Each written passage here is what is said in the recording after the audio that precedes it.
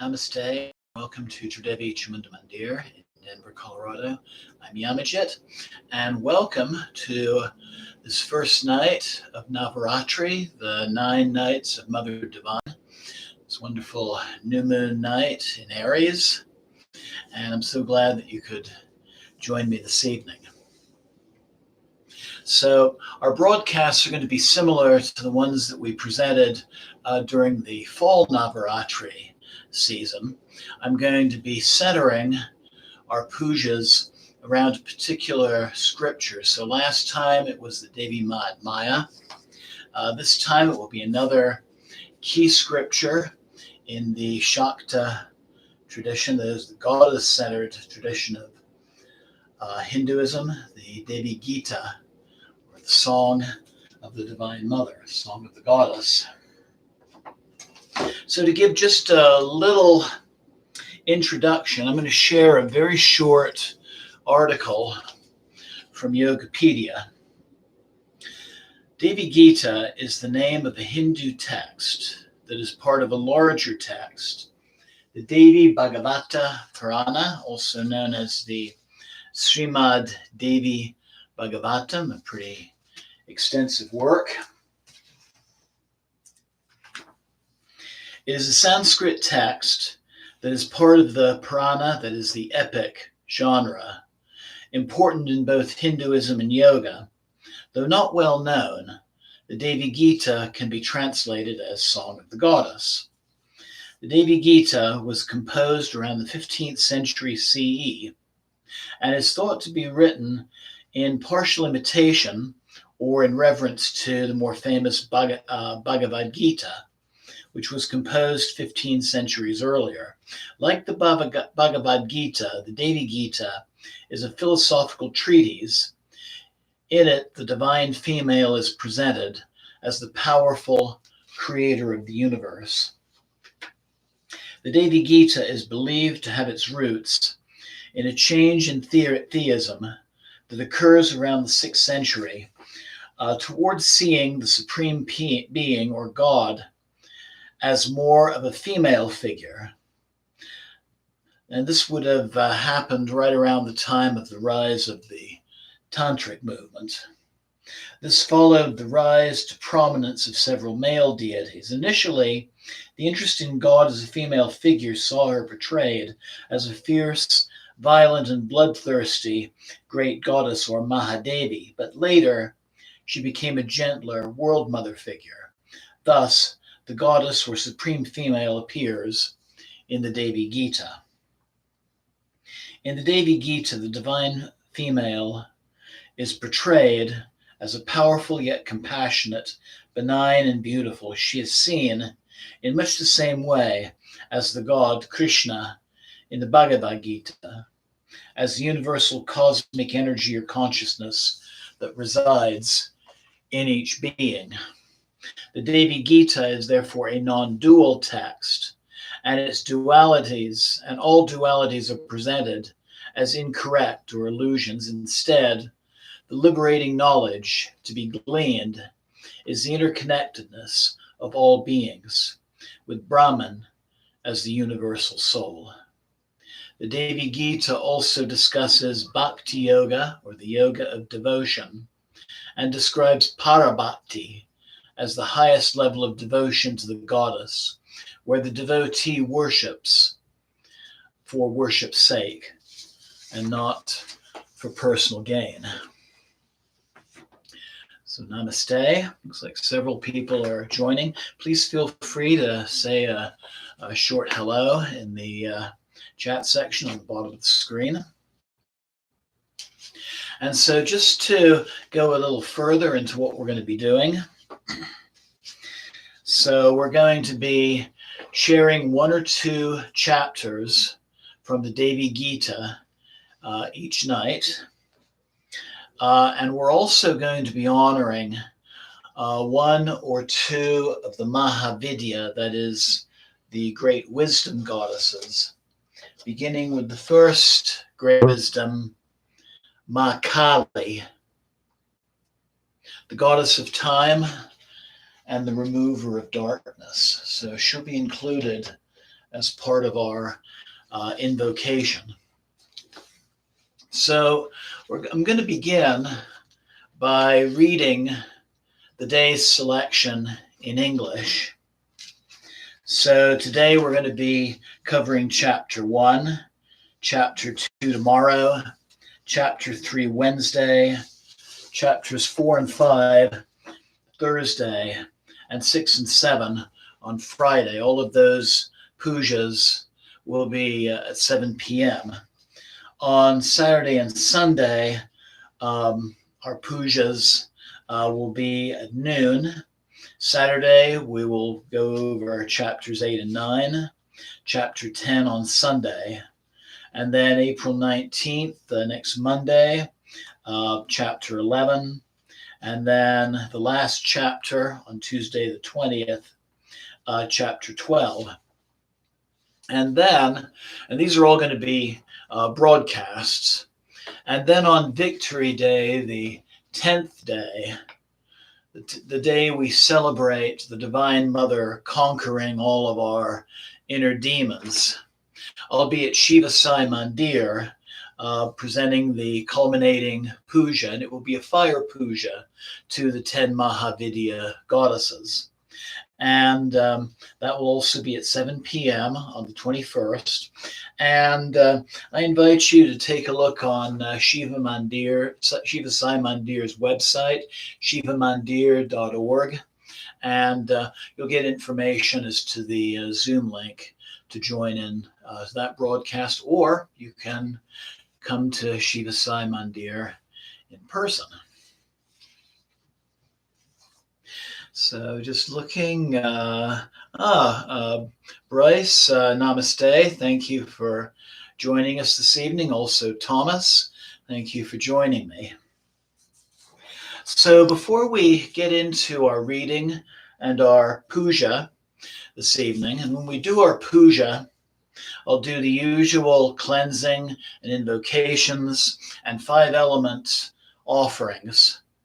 And then I'm going to invite everyone to go into meditation, close your eyes, breathe deeply, and I will read the selection from the Gita again. I'll be chanting it in its original Sanskrit. And during our meditation, I then invite everyone to just let the mantras and the verses of this scripture to just take your consciousness where it needs to be at this time. Kokito, namaste, and so glad that you could join me as well. So before we begin, I'd like to share a short background story to what we're going to be exploring during these next 9 nights.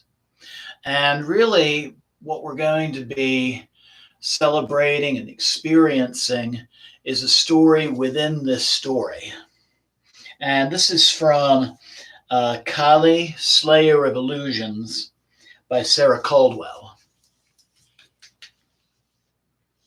Many stories of the goddess who is consort to Lord Shiva reveal that she has a dual nature. On one hand, as Shiva's wife, either Parvati or Sati. She ordinarily appears demure, beautiful, calm, gentle, and loving. But when filled with anger or desire, the goddess either splits into two, creates a sheath or shadow self to express her powerful but potentially destructive emotions, or transforms, revealing a dark inner nature. This theme of the play of inner and outer form, truth and illusion, ultimate and immanent, is the core of many stories about Ma Kali. Her appearance always cracks the surface of the ordinary mind and reality, bringing profound passions and truth to light. In the beginning of time, the great goddess, nature, created the gods Brahma, Vishnu, and Shiva, each of whom desired her for his wife. She appeared to each of them in a horrible form to test their divine perception, and Brahma and Vishnu turned away from her, afraid. Shiva, alone, with his divine vision that penetrates all appearances, recognized behind this horrible manifestation the inner beauty of the supreme goddess, and wished with all his heart to marry her. As a gift, the goddess nature promised to be born with all her powers intact as the daughter of the sage Daksha and become his wife. In due time, Sati was born, beautiful, golden, and glittering, to Daksha and his wife Parasuti. When she reached a marriageable age, Daksha arranged for a great assembly in order that Sati might choose her husband. But Sati's heart was always set to Lord Shiva, the great yogi, the wild ascetic, who had not been invited. The marriage was celebrated by all but Daksha, who became insane with rage and grief and reviled his daughter and Shiva. Sati's father did not approve of Shiva and found him an unacceptable son-in-law with his matted hair, tiger-skin dress, and habits of spearing himself with ashes from cremation grounds. So, when sometime later Daksha held a great fire sacrifice, he did not invite Sati or her husband. Sati, hearing of the celebration, being held by her father, longed to be present, but Shiva forbade her from attending and rebuked her for her willfulness. Sati in turn became furious and vowed to demonstrate her supernatural powers to remind Shiva of her true nature. Her face began to tremble with rage, and her eyes full of fire. Shiva gasped, terrified at her laughing mouth, which was full of fangs. Her golden skin fell away to reveal her black, naked body, gleaming with sweat and garlanded with freshly cut human heads. Her dark hair, brilliant as the galaxy of stars and crowned with a half moon, flew about wildly as she emitted earth-shaking roars.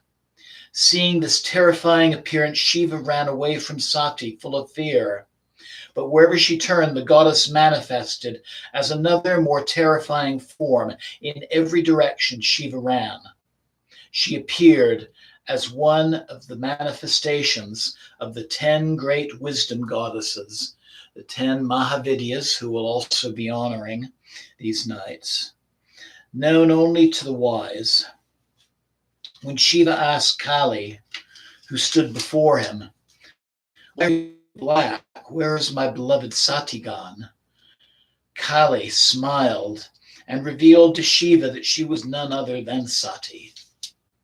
As if awakening from a dream, Shiva felt a deep calm descend upon him and recognized his wife as the supreme deity, Kali, standing before him. He begged her forgiveness for speaking so disrespectfully to her as a husband and requested her to do as she liked. Kali then set forth to her father's home and arrived at the sacrificial arena. Seeing her naked and terrifying form with furious flaming eyes, Daksha accosted his daughter saying, "Hey, naked, shameless woman, whose daughter are you? Why have you come here?" The fearsome Kali spoke respectfully to Daksha, bowing and telling him that she was only his devoted daughter Sati. But Daksha would not listen and heaped further abuses upon Kali, refusing to recognize her and insulting Shiva as well. As this treatment, Kali split herself into two, creating a shadow form that proceeded to attack Daksha for his disloyalty and pride, and then threw herself into the sacrificial pot fire, burning the body, born as his daughter Sati forever. In some accounts of this story, Kali cuts off her father Daksha's head, and after the story takes place, Daksha is brought back to life, but he's restored with the head of a stubborn billy goat. And that's something that we'll relate to when we actually read through that part of the Gita. When Shiva heard the news of his wife's death, that at Daksha's sacrifice, he became mad with grief, even after hearing that it was only a shadow that perished. Shiva was inconsolable, grabbing Sati's half-burnt body from the sacrificial flames. Shiva carried the corpse upon his head in a wild, pounding dance that rocked the earth and caused earthquakes. Floods and landslides happened. To save the earth from destruction, Lord Vishnu sent his magical discus to cut the body of Sati into pieces, which fell all over the earth. Shiva decided to remain at Kamarupa in Assam, where the goddess's genitals had fallen. Here, he engaged in performing austerities to win the goddess's favor and be reborn as his wife once more. In time, the great goddess was born again as Parvati, daughter of Himalaya, king of the mountains. Despite her great beauty, desire, and love for Lord Shiva, she was unable to win his heart, lost as he was in mourning for his beloved Sati.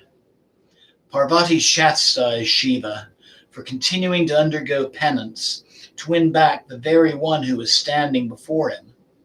Shiva retorted, "If you are my Sati as you say, then show yourself to me," in the form she took as Kali, to destroy Daksha's sacrifice. Dark, terrifying, naked, and beautiful as a cloud, Parvati, golden, gentle, and serene, then appeared before Shiva as Kali, naked, dripping with blood, with horrible red eyes, her two full high breasts adorned with a glorious garland of human heads, vast and deep as the night sky.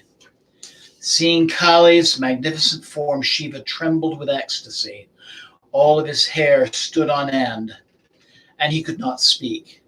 Finally, she lay down upon the ground in a corpse-like state of yogic bliss and pleaded with Kali to place her lotus feet upon his chest. His eyes gazed up to her with supreme love and respect, and she stood upon his chest, her arms upraised, her legs spread out over her body. His lingam erect with desire was the only part of his body that reached up toward the great Queen Kali, whose praises Shiva sang as a hymn of 1,000 names. So, in another version of this story, the Divine Mother is reborn as Parvati, and she sees Shiva in deep meditation, and she tries to get his attention, and he just will not come out of attention, and so of meditation. So finally, she sits down directly in front of him and begins to meditate, and he slowly opens his eyes and realizes that the Divine Mother has returned. So the story within the story that we're going to be exploring these next few nights is really about this time between the Divine Mother's incarnations. During this time, there is a demon by the name of Taraka, and Taraka's name can be translated to mean arrogance or the illuminator of duality. And he spends thousands of years doing these meditations and austerities. And finally, Lord Brahma offers him a boon. And at first, Taraka asks to be immortal, and Brahma says, nobody's immortal. Everybody has an end. And so Taraka says, well, in that case, the boon I want is that the only person who can kill me is the son of Shiva. Now, at this time, neither of Shiva's sons had been born. And so it seemed like he would live forever because Shiva's in mourning and deep meditation, and it seems like he's never going to father any offspring. And so Taraka, becoming real arrogant, then proceeds to throw all the gods out of heaven and demands everybody's sacrifice and devotion. And so it is prophesied that the Divine Mother will return as the daughter of King Himalaya. And Himalaya realizes how important this is, that the Divine Mother be restored on earth. And when he finds out that he's going to be the father of the Divine Mother's incarnation, he goes into meditation and prayer and asks for the Divine Mother to speak to him. And she appears before him. And he asks the Divine Mother, what devotion should I do in order to honor you and help to bring you back so that balance can be restored? And so part of the Devi Gita is this dialogue between them where she explains the principles of devotion. And again, especially the principles of Bhakti Yoga, the yoga of devotion. So that's the story that we're going to be covering in a nutshell. Jai Ma. Jai Ma. So before we begin our reading, I invite you to make yourself comfortable and close your eyes for a moment and begin to breathe deeply.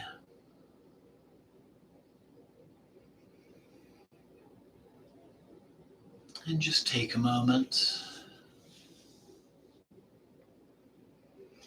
letting the breath separate your awareness from the concerns of the day, from the thoughts of the past and thoughts of the future. Just bringing your awareness to the present moment.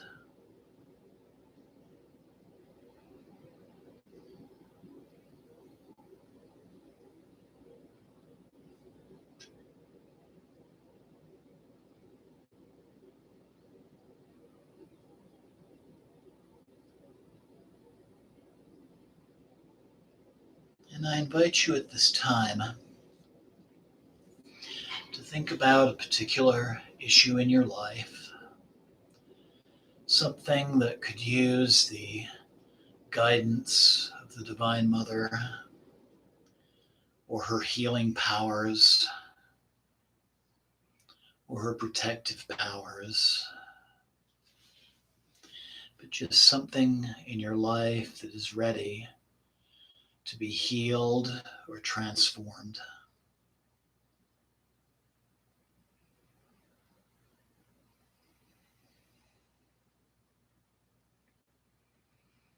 Just think of that part of your life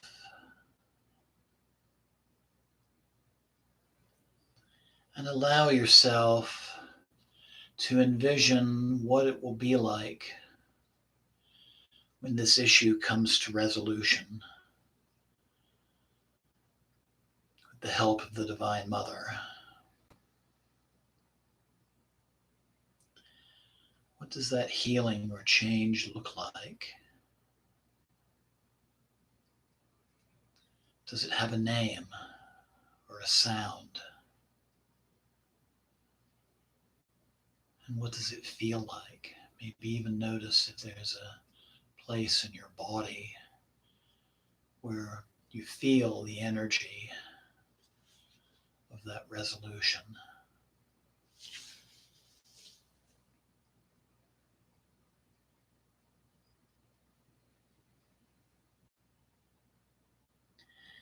And I invite you now to acknowledge that in taking part in these pujas, these next few days, whether you watch them live or later at your convenience, taking part in the recordings, just know you are taking an important step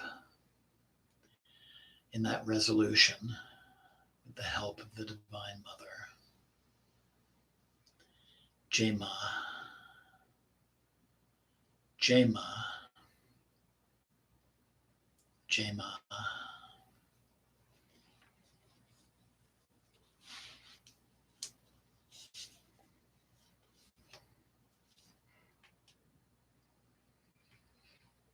So the Devi Gita, chapter 1. The story begins as a dialogue, as many of these types of scriptures do, between a king and a sage. The king is named Janamejaya, and the sage is named Vyasa. So the king is going to ask the sage questions, and the sage is going to give answers to those questions.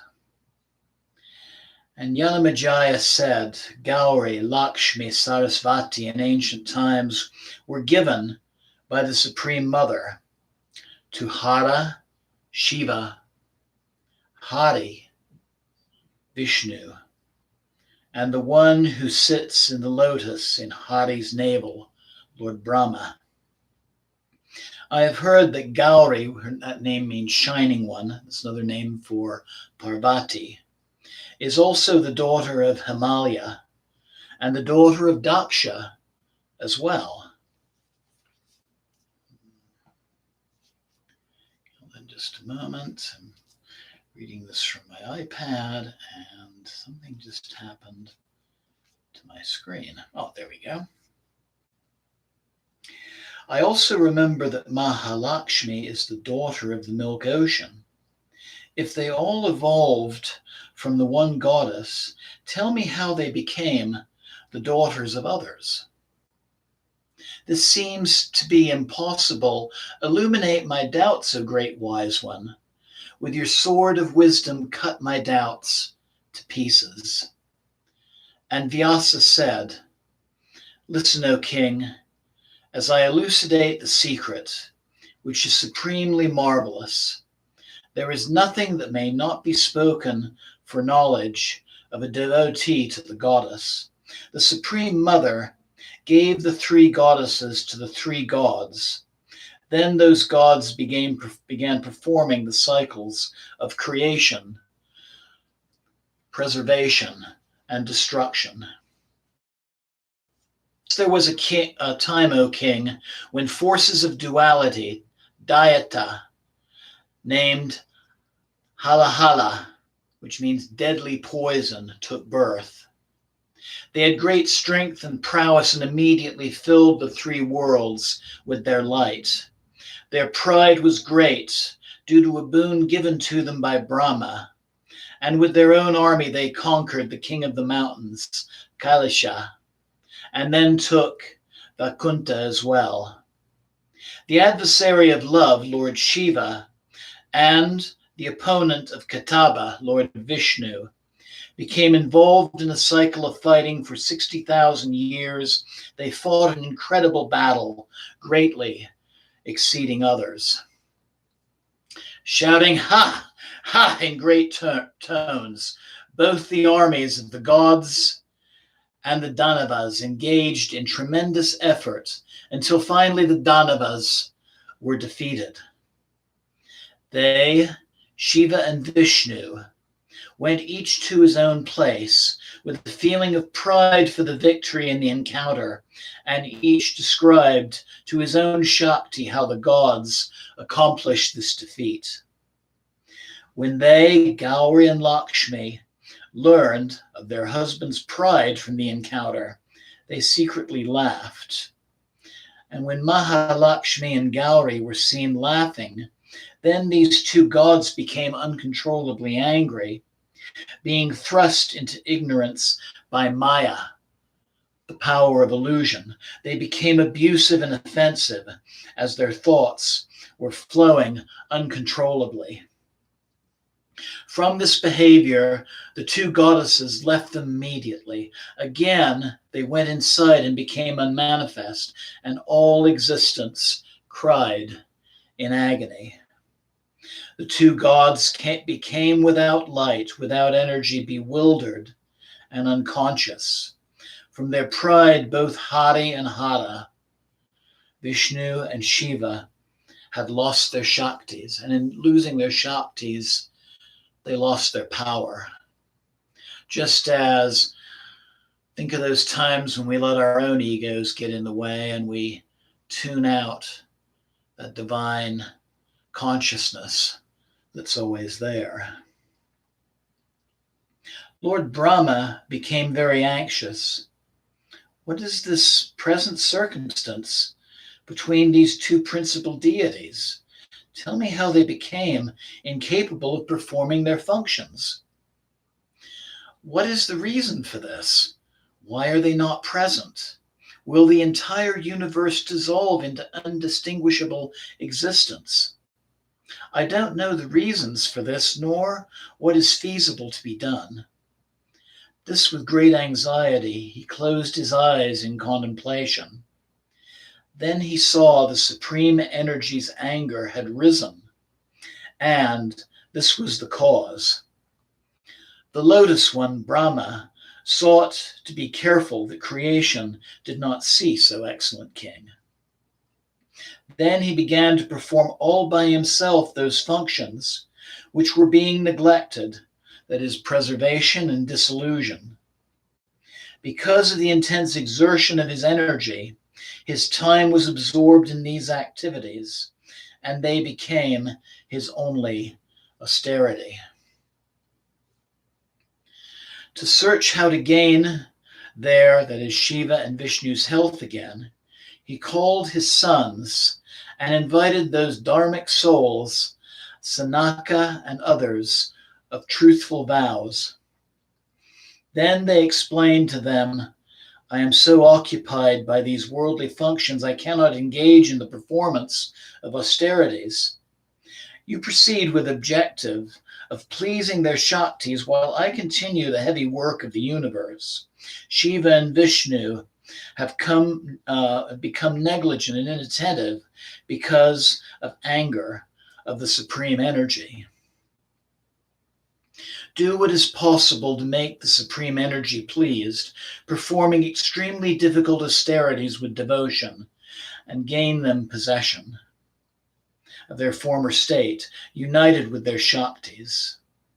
Now, my sons, increase your fame and importance in the world. That family which they had taken birth as he who gives them birth will be filled with energy. That family will purify the entire universe, and he himself will obtain objectives of all actions.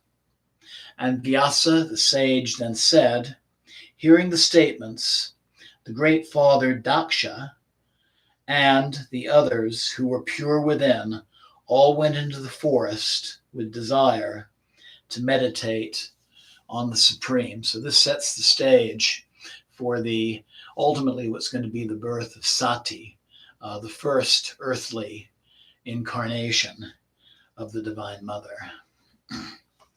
Om Jai Mata Di.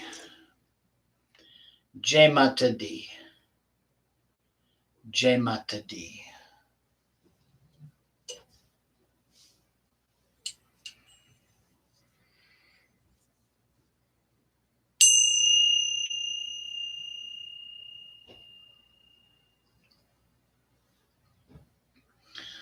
Om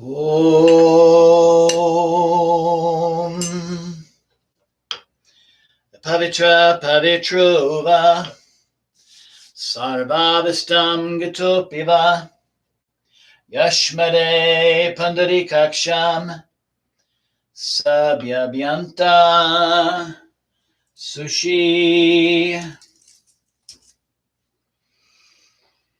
Om Gam Ganapataye Namo Namah. Jai Ganesha.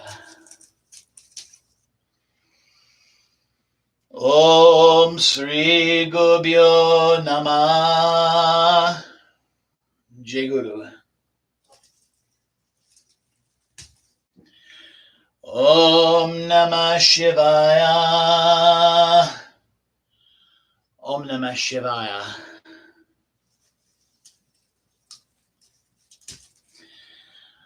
Om Jayanti Mangalakali Bhadrakali Kapalini Durga Shama Shiva Datri Svasvada Namostute. Jai Tvam Devi Chamunde Jai Bhutita Harani Jai Sarvagate Devi Kalaratri Namostute.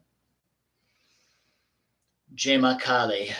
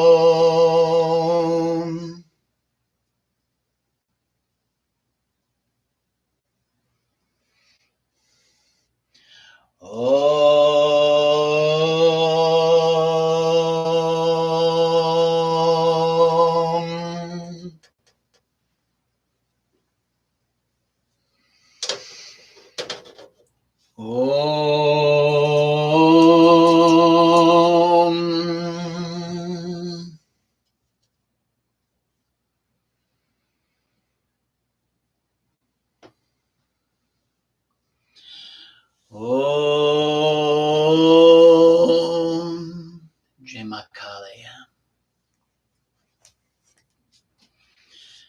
So I invite you now to close your eyes again and open your breath and return to meditation. So I'm going to begin and end our passage by chanting Kali's mantra 9 times. And then I'm going to reread our chapter. This time I'll be chanting it in its original Sanskrit. And I invite you during this time to just sit quietly with your eyes closed. Breathe deeply. Listen to the mantras and the verses. And just allow their energies to carry your consciousness where it needs to be at this moment.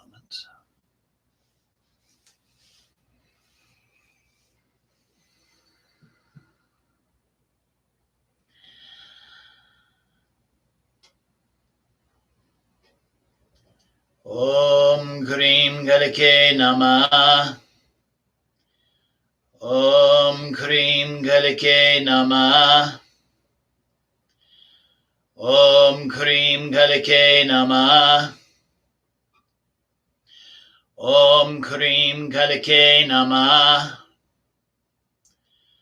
Om Krim Kalike Namah. Om Krim Kalike Namah. Om Krim Kalike Namah. Om Krim Kalike Namah. Om Krim Kalike Namah.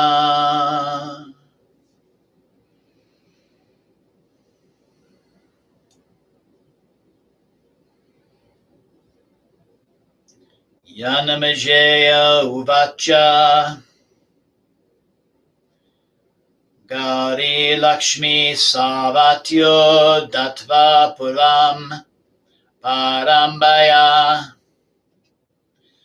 Haraya Haraye Tadvan Bipad Mod Bhavayacha Tusaradrescha Daksya Gari Kanyete Vishrutam Kirodhescha Kanyate Mahalakshmiriti Shmitam Mula Devada Bhavanam Cha Katam Kanayatma Manayayo Asam Bhavayadmidam Bhati Samayotra Mahamune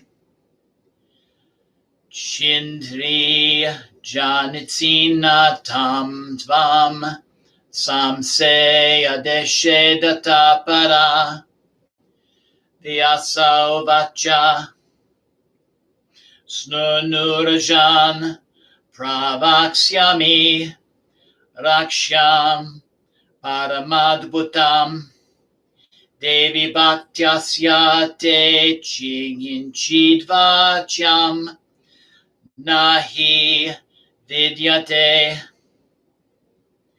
Devityam Yada Devatraya Yadat Parambika Tada Prabhritete Deva Sritkayande Chakrire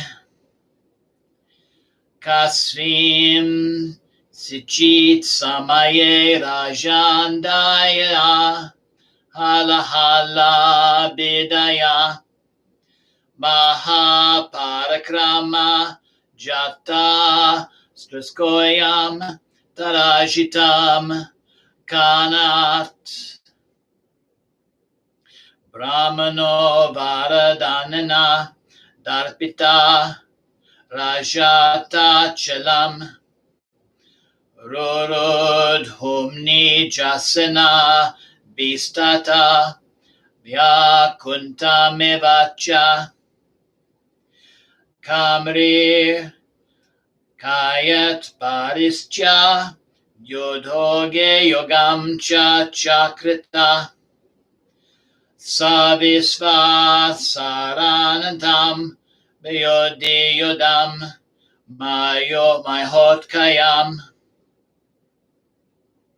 Hahakaro Manad Nasid Devadana Vasyenoyo Mahatata Pranyatana Tabhyam Te Danavahata Svasva Tasano Gatva Tvahimanim Cha Chakrita Svayak Yonikate Rajan Yavastenate Hata Abhinamam Trajorjanatva Chalasyam Chachakrata Mahalakshmi Cha Gauri Cha Haryam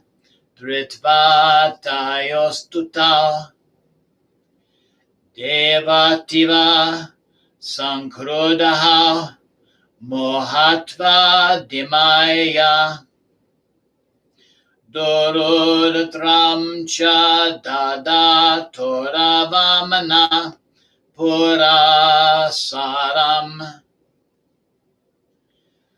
tatase devate tasmin shane tutau puna anarhite cha bhavitam hahara sada hayabutat nis jaskau cha nishakti vishiptau cha visanatau avamanatayo shaktoryatau Yari harau tada Brahma chitrantoro jata kimetat samutpasitam pradhanau devama dehi katam karasam mavamu akandikim Nimatena Sankatam Samuspartam Pralyo Bhavita Kimva Jagatosriya Niragasya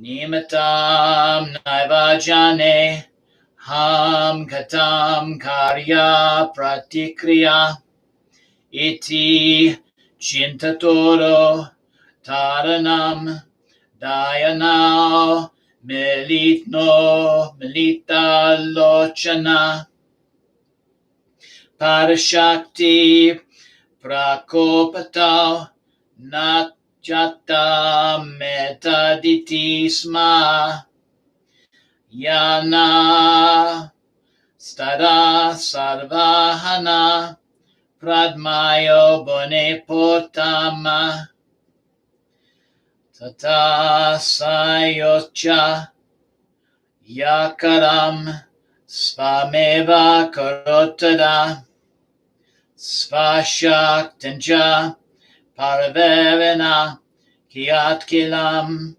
Taponadia Tata Sayoto Svayartam Manvadim Svasutanamta Atveyamasya Dharmata Sankadincha Svadara Uvacha Vaschanam Tebeya Sanate Vyasta Podini Karya Syankoto Hamahuda Tapa Kartam Nachaksyama Parashaktitesu Toisayam Yago Yagad Parayutosmayam Shiva Vishnu Cha Viksitao Parashakti Pat Praktopata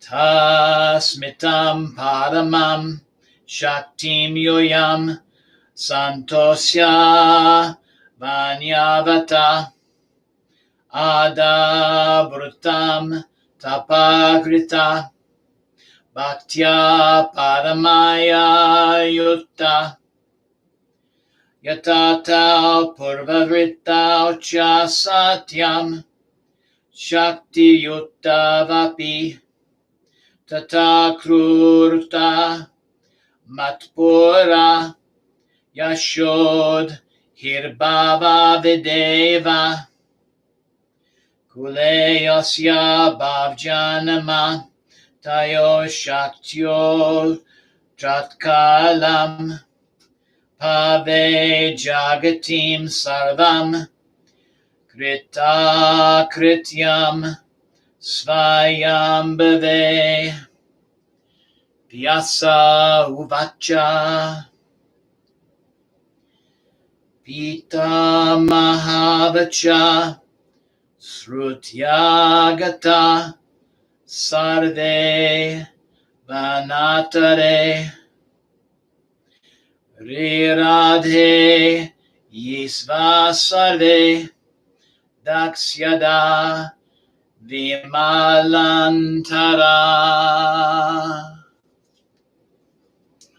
Om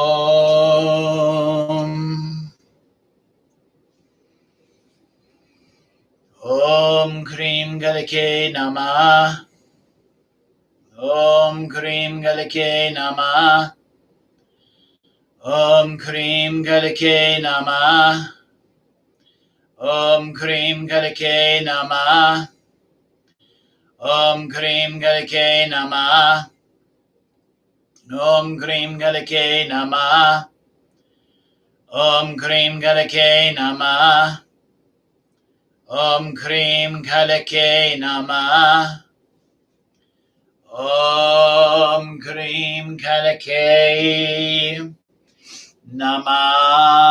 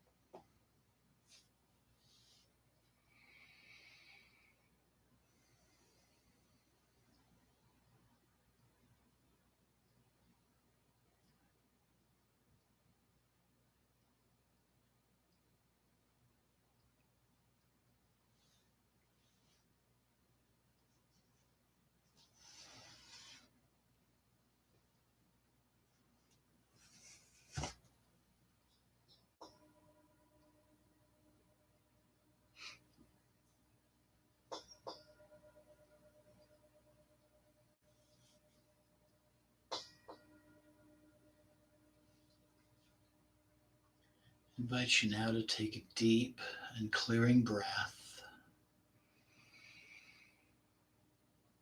listening to the sound of my voice, the bell, and any other sounds in your area.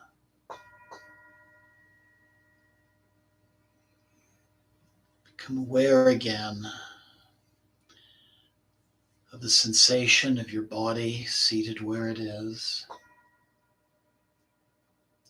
temperature on your skin, just how you are feeling inside and outside.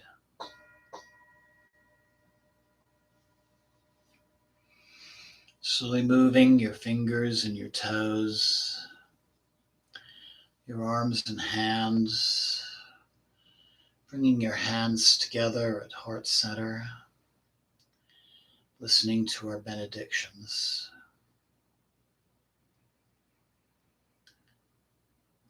Om Sava Mangala Mangalye Shiva Savada Sadake Saranye Triambake Devi Naryane Namostute. Om Shanti Shanti Shanti.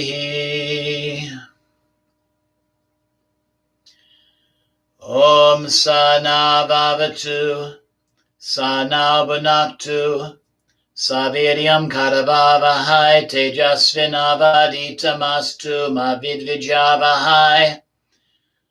Om Shanti Shanti Shanti.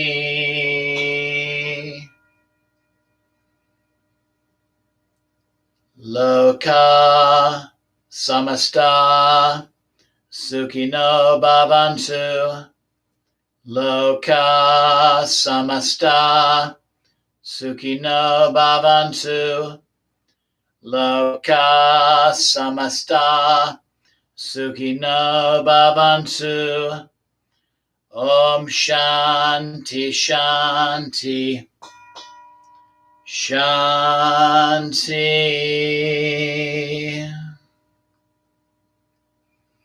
Slowly opening your eyes,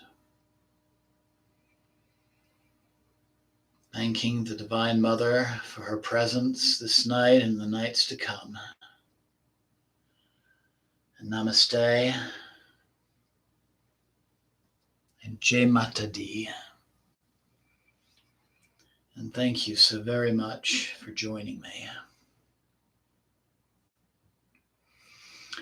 So this is the first night of our 9 plus 1 makes 10 for our Navaratri celebration. I hope that you will join me again tomorrow evening, or